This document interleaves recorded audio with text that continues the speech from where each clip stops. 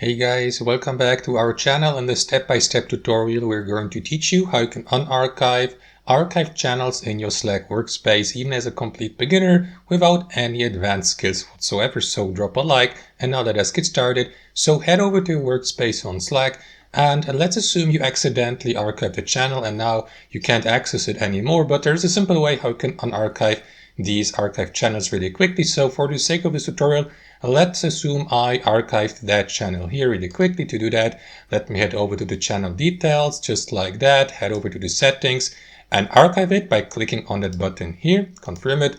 And as you can see, after that, the given channel will disappear from my channel list here to the left. So to access an archived channel, simply click on that arrow down icon next to channels. After that, hover your mouse over manage and here to the right, select browse channels.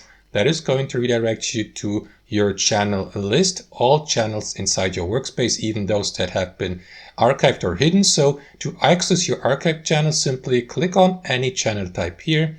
And from the drop-down menu, select archived.